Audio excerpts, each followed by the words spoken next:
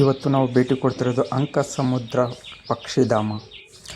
ಇದು 2024ರಲ್ಲಿ ರಾಮ್ಸಾರ್ ತಾಣಕ್ಕೆ ಸೇರ್ಪಡೆ ಆಗಿದೆ.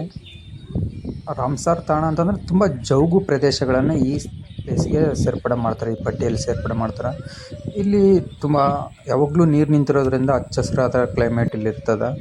ಸನ್ಸೆಟ್ ಟೈಮಲ್ಲೂ ನೋಡೋದಕ್ಕೂ ಸಖತ್ತಾಗಿ ಕಾಣಿಸುತ್ತೆ. ಯಾವ ಕಡೆ ನೋಡಿದ್ರೂ ನಿಮಗೆ ನೀರೇ ಕಾಣಿಸುತ್ತೆ.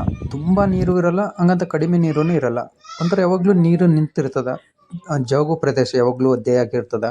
ಈ ಮರಗಳೆಲ್ಲ ಇದರಲ್ಲಿ ಇದ್ದು ಅವು ಒಣಗೋಗ್ಬಿಟ್ಟವು ನೀರಿಲ್ಲ. ಈ ಮರಗಳ ಒಣಗೋಗಿದ್ದಾವಲ್ಲ, ಇದರಲ್ಲಿ ಮತ್ತೆ ಬೀಜ ಹಾಕ್ತಾರೆ. ಈ ಥರ ಮುಳ್ಳಿನ ಗಿಡನೇ ಎಲ್ಲ ಕಡೆನೂ ಸಿಗ್ತದೆ ನಮ್ಗೆ ನೋಡೋಕೆ. ಏನಕ್ಕಪ್ಪ ಅಂತಂದರೆ ಈ ಪಕ್ಷಿಗಳು ಹೆಚ್ಚಾಗಿ ಈ ಥರ ಮುಳ್ಳಿನ ಗಿಡಲ್ಲೇ ಅವುಗಳ ಗೂಡನ್ನು ಕಟ್ಕೊತವೆ. ಏನಕ್ಕಪ್ಪ ಅಂದ್ರೆ ಯಾವುದೇ ಬೇರೆ ಪ್ರಾಣಿಗಳು ಅಟ್ಯಾಕ್ ಮಾಡಬಾರ್ದು ಅನ್ನೋ ಕಾರಣಕ್ಕೆ ಎಲ್ಲ ಕಡೆ ಮುಳ್ಳು ತುಂಬ್ಕೊಂಡಿರೋದ್ರಿಂದ ಬೇಗ ಅಟ್ಯಾಕ್ ಮಾಡಲ್ಲ. ಹಾಗಾಗಿ ಮುಳ್ಳಿನ ಗಿಡದಲ್ಲಿ ಹೆಚ್ಚು ಗೂಡು ಕಟ್ಕೊತವೆ. ಇಲ್ಲಿ ತುಂಬ ಸುಮಾರು ಥರದ ಪಕ್ಷಿಗಳು ನೋಡೋಕೆ ಸಿಗ್ತವೆ ನಮಗೆ. ತುಂಬ ವೆರೈಟೀಸ್ ಆಫ್ ಪಕ್ಷಿಗಳು ಸಿಗ್ತವೆ ಇಲ್ಲಿ. ಚಿಕ್ಕ ಚಿಕ್ಕ ಪಕ್ಷಿಗಳು ಈ ಥರ.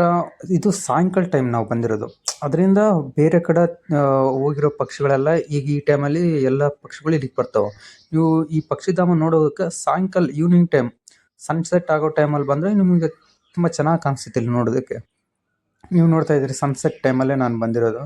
ಅಲ್ಲಿ ಪಕ್ಷಿಗಳು ಹೆಂಗೆ ಕಾಣಿಸ್ತವೆ, ಈ ಸನ್ರೈಸಸ್ ಯಾವ ಥರ ಕಾಣಿಸುತ್ತೆ ಅನ್ನೋದನ್ನು ನೀವು ಇಲ್ಲಿ ನೋಡ್ಬೋದು. ನೇರವಾಗಿ ಬರಿಗಣ್ಣಿಂದ ನೋಡಿದ್ರು ಕೂಡ ಈ ಸನ್ರೈಸಸ್ ಕಾಣಿಸ್ತದೆ.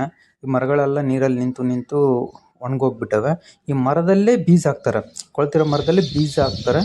ಆ ಬೀಜ ಮೊಳಕೆ ಬಂದು ಬೇರು ಬರೋದ್ರೊಳಗೆ ಆ ಹಳೆ ಮರ ಹೋಗಿ ಹುಡ್ತದೆ, ಹೊಸ ಮರ ಹಂಗೆ ಬೆಳೀತದೆ. ಈ ಥರ ಅಂಥ ವಿಷಯಗಳನ್ನು ನಿಮ್ಮ ಮುಂದೆ ತರೋದಕ್ಕಂತಲೇ ಈ ಚಾನಲ್ ಸ್ಟಾರ್ಟ್ ಮಾಡಿದ್ದೀನಿ. ದಯಮಾಡಿ ಸಪೋರ್ಟ್ ಮಾಡಿ, ಸಬ್ಸ್ಕ್ರೈಬ್ ಮಾಡ್ಕೊಳ್ಳಿ.